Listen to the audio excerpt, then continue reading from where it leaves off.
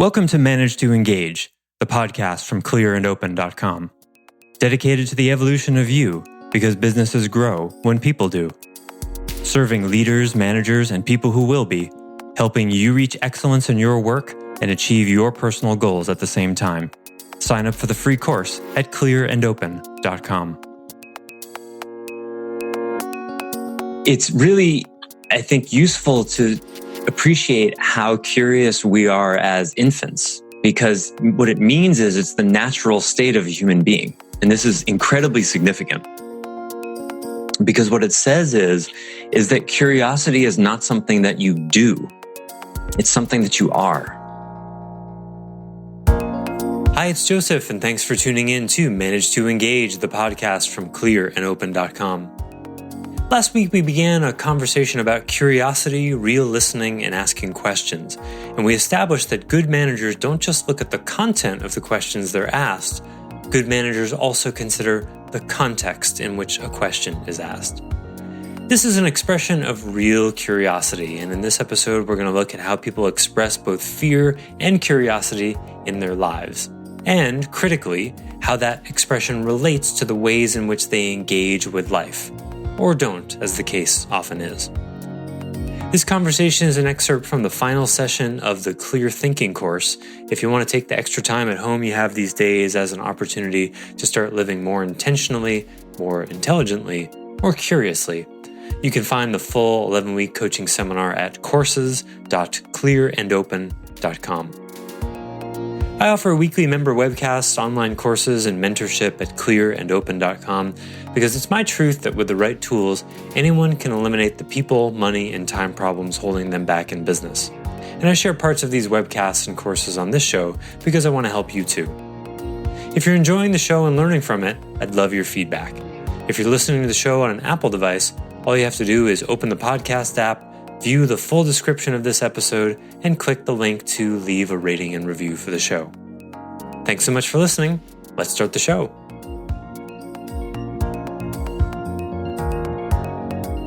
Wouldn't you say your follow-up questions, though? I feel like you're so well-versed at that. You know, we were in Managing and Be Managed. We talked a lot about questioning, but listening sideways is what I call what you do really well. Nice. I like that. And it's something that I think it takes a while to be able to do that effectively. But then also the follow-up questions are so important because so much is revealed through those. Yes. So let me talk about that. It's a perfect segue, Deborah. Thank you. So what is the opposite? I promise this is going to come back around. If it doesn't, remind me, please. What is the opposite of fear? Bravery? Yep. That's how we'd often think about it. And that works in some ways. Not what I'm thinking about, though. Acceptance? Yeah, it's beyond that. I'd say acceptance is on the way. Bravery is a relationship to fear. It's a productive relationship to fear, but it's not the opposite. So let's start by talking about what fear is. Like, what's the experience of fear? What actually is going on when fear happens? I mean, the first word that comes to mind for me is recoil. Yeah, perfect, right? There's a contraction. Yeah. Right? There's an energetic pullback. Just like if someone throws a punch at someone untrained, they're going to lean back and kind of shrink. They're going to contract. That's the conditioned response. Someone verbally assaults you, you can feel, it doesn't open your arms up and cause your sternum to lift, and you're not just like, yeah, tell me what else you think about me. That's generally not the default response. There's a contract. Well, that's what you think. There's this contraction. You get tight, sometimes even physically. Tension happens. It's a contraction. So what's the opposite of that? I'd say surrender. Mm-hmm. Surrender, I would say, is in the neighborhood of acceptance. Okay. And in the same way, I'd say it's the first step. But so it's part of the process of letting go of that fear. But then if you follow that really to the opposite of fear, I would offer that the opposite, and I know this is counterintuitive, is curiosity. Okay. There's an openness that's an engagement. I mean, imagine if someone were to, someone you knew started just judging the hell out of you. And you said, wow, this is super interesting to hear all the things that you've been thinking about me. What else? What else? What else you got? In a truly open and curious way. What do you think would happen to that person? You're muted, Rebecca. Yeah, it totally diffuses any kind of anxiety and that kind of energy. Yeah, it disarms them. How does that work? Right? Interesting, isn't it? Mm-hmm. In college, I had a friend. I was so mad at her for something.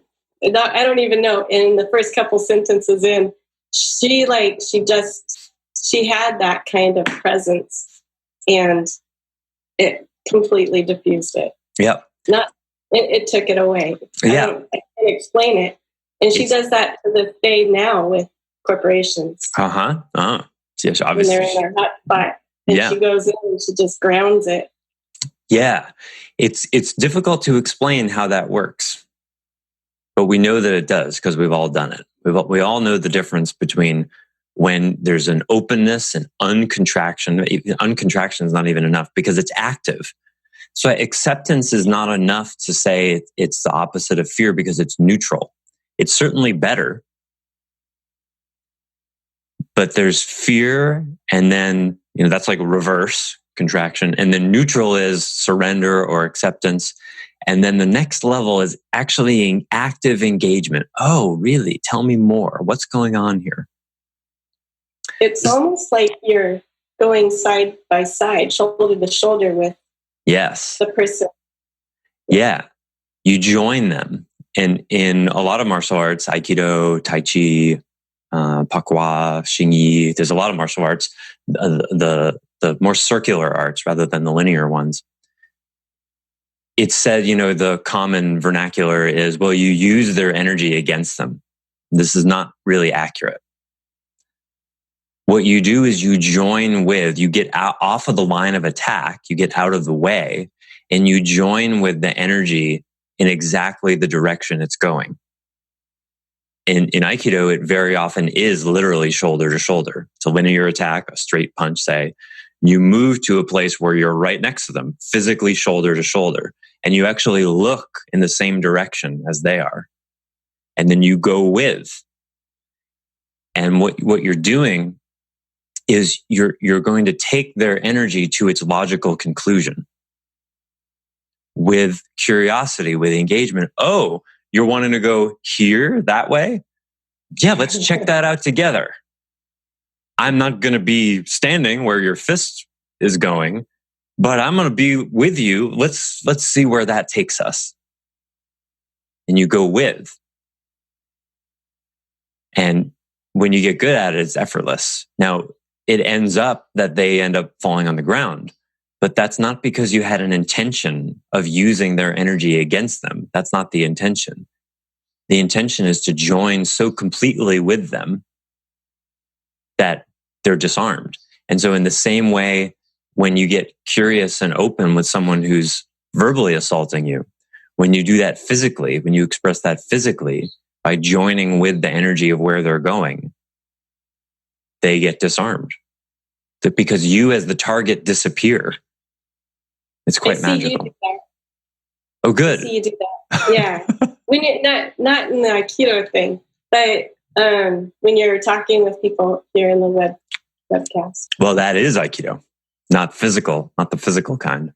But good. I studied the art for about 6 years. So if it doesn't show up, then I definitely didn't do it very well. So, and I also, about curiosity, if you think about babies, infants, they're really curious, right?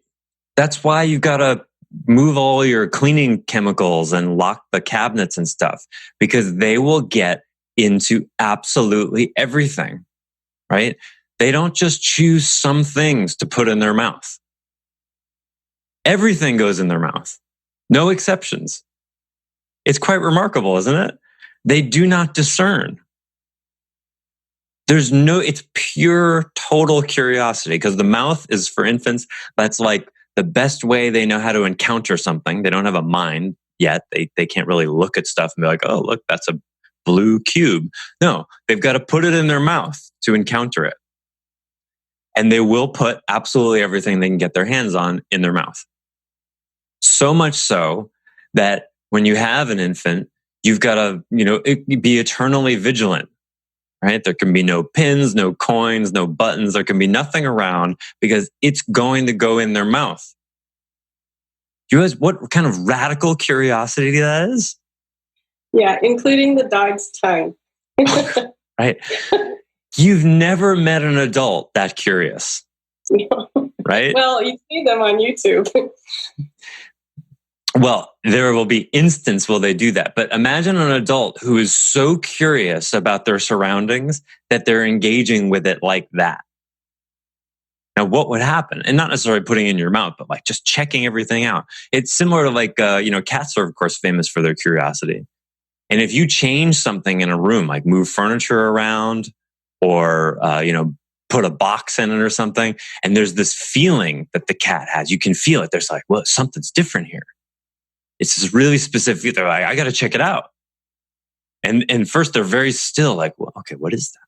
And then they kind of move really, and then maybe they walk around it a couple times. They don't just dive in like infants. They're a little more discerning than that. But they got to check it out. I was doing some work in my garage, which, like my living room, has a 20-foot ceiling, and I had a ladder going up 18 feet to one of the windows. And I had come down the ladder and was getting some other tools. And my cat walked up the ladder faster than I do. Just walked right up to the top of the thing. I was like, whoa, that's remarkable. He had a difficult time getting down. But it's like, here's a part of the garage I've never been to, and now there's a way. I got to check it out, right?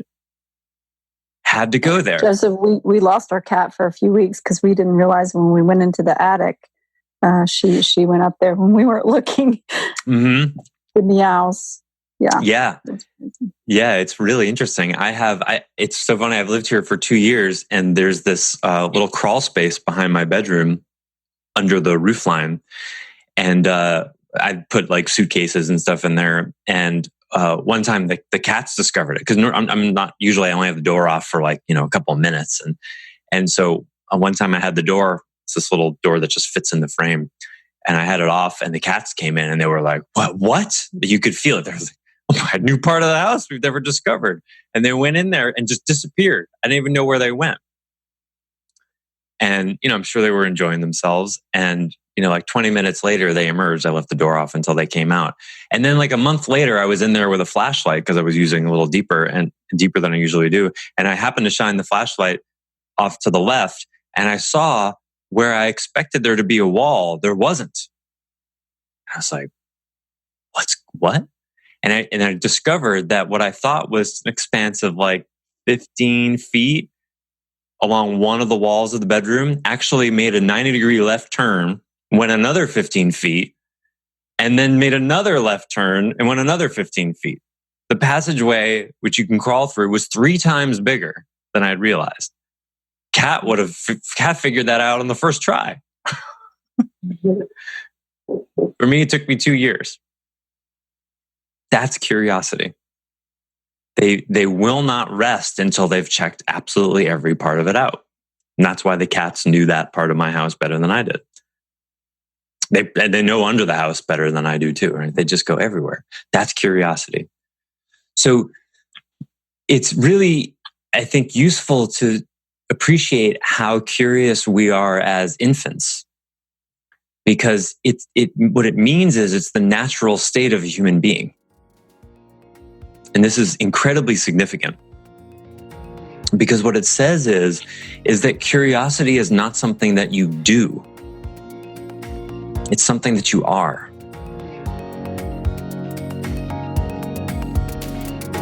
Thanks for listening to Manage to Engage, the Clear and Open podcast. Join us next week when you'll be a little bit closer to who you're destined to be.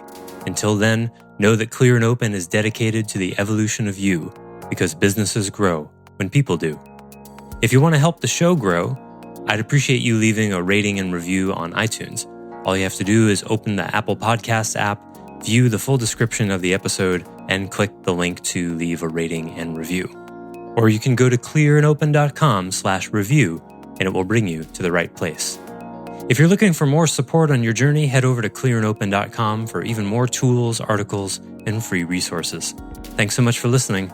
Bye for now.